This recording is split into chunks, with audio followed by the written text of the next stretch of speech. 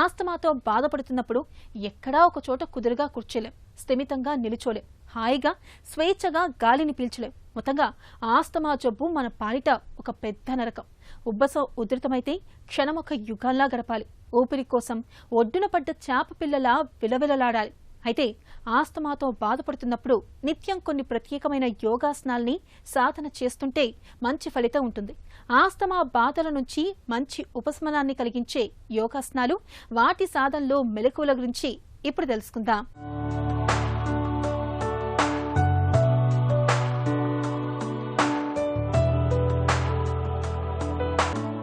ఈనాటి కార్యక్రమంలో ఆస్తమా సమస్యకు సంబంధించినటువంటి కొన్ని ఆసనాలు, ముద్రలు ఏ విధంగా చేయాలో తెలుసుకోబోతున్నాం.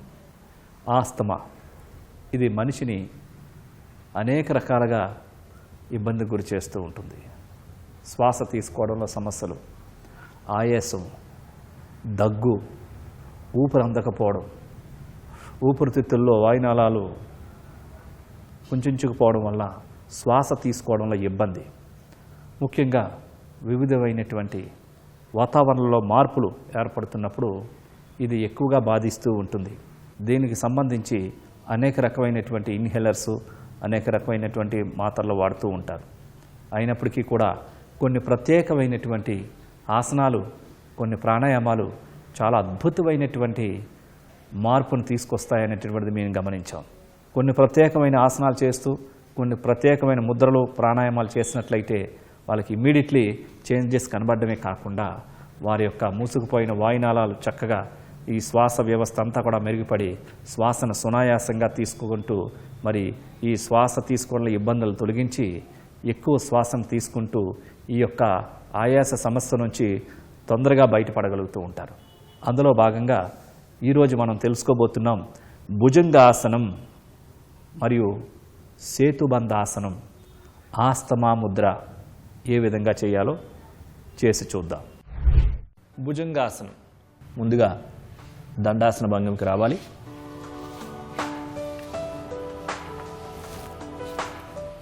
తర్వాత శవాసనానికి రావాలి.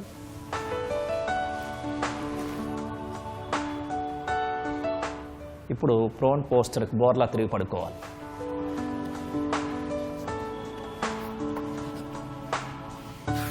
రెండు చేతుల్ని భుజాల కింద, అరచేతులు భూమిపైన ఉంచాలి. పాదాలు రెండు జతలో ఉండాలి. గడ్డం మాత్రమే నేలకు తాకుతూ ఉంటుంది. ఈ స్థితిలో శ్వాసను తీసుకుంటూ హెడ్ని పైకి రేజ్ చేయాలి. హెడ్, నెక్, ఛాతీ ఎంత వీలైతే అంత పూర్తిగా పైకి చూడాలి.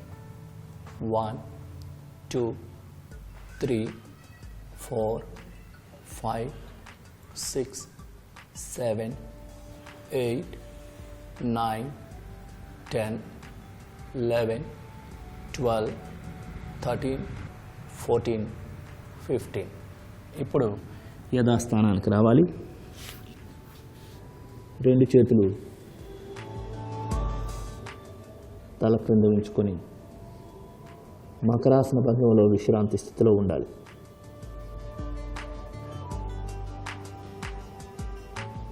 ఇప్పుడు సేతుబంధాసనం, వెల్లకల్లా పడుకోవాలి.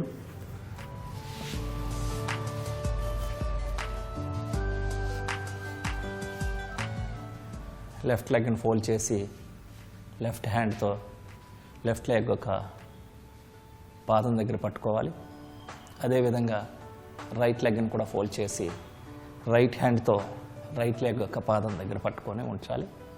ఈ స్థితిలో శరీరాన్ని వెన్నుముకను పూర్తిగా పైకి లేపాలి.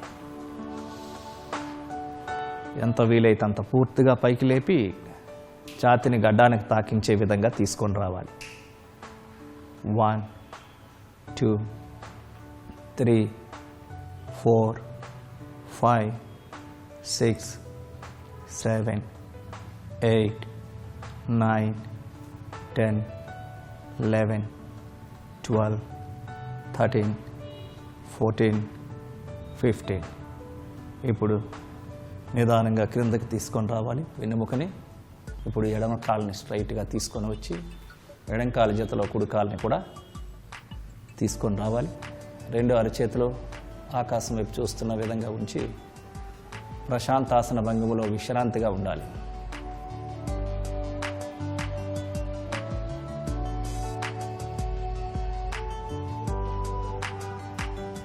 ఇప్పుడు ఎడం ప్రక్కకి తిరిగి శవాసన భంగిమ నుంచి సుఖాసనానికి రావాలి.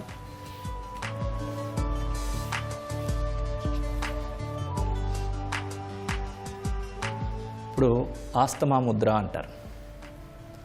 రెండు చేతుల్ని అరిచేతుల్ని ఎదురెదురుగా ఉంచి మధ్య వ్రేలును ఫోల్డ్ చేసి మధ్య వ్రేలు యొక్క బొటన వ్రేలును తాకించే విధంగా ఉంచాలి.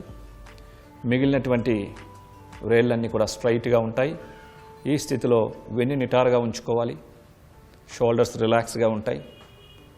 ఈ స్థితిలో కళ్ళు మూసుకొని ప్రాణిక్ బ్రీతింగ్ చేస్తే ఎఫెక్ట్ ఎక్కువగా ఉంటుంది. అంటే పూరక కుంభక రేచక శూన్యక నియమాలు నిష్పత్తులను పాటిస్తూ నిదానంగా శ్వాసను తీసుకుంటూ నిదానంగా శ్వాసను విడిచిపెట్టాలి.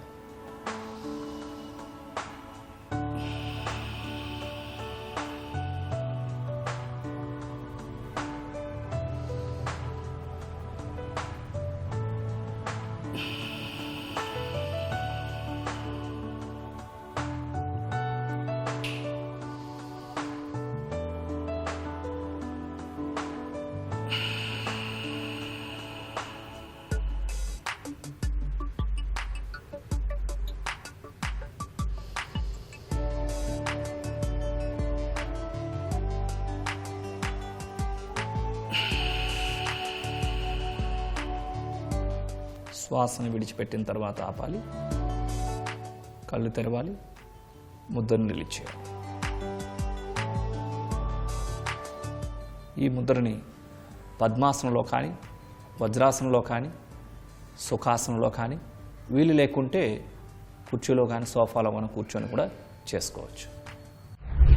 చూసారు కదండి, ఈ భుజంగాసనాన్ని రోజుకి 2 నుంచి 4 సార్లు చొప్పున, సేతుబంధాసనాన్ని 3 నుంచి 5 సార్లు చొప్పున ప్రతిరోజు సాధన చేస్తూ ఈ ఆస్తమా ముద్రని ప్రొద్దున్న సాయంత్రం కూడా చక్కగా ఒక 5 నిమిషాలు 10 నిమిషాలు చొప్పున చేస్తూ చల్లటి పదార్థాలని తీసుకోకుండా ఫ్రిడ్జ్లో వాడినటువంటివి పెట్టినటువంటివి, అదేవిధంగా ఐస్ క్రీమ్స్ లాంటివి, చల్లని నీరు ఇలాంటివన్నీ కూడా దూరంగా ఉంటూ డస్టు ఈ రకమైనటువంటి వాటన్నిటి కూడా దూరంగా ఉంటూ వ్యాయామాలు చక్కగా చేసినట్లయితే ఈ రకమైనటువంటి సమస్య నుంచి తొందరగా బయటపడగలుగుతూ ఉంటారు.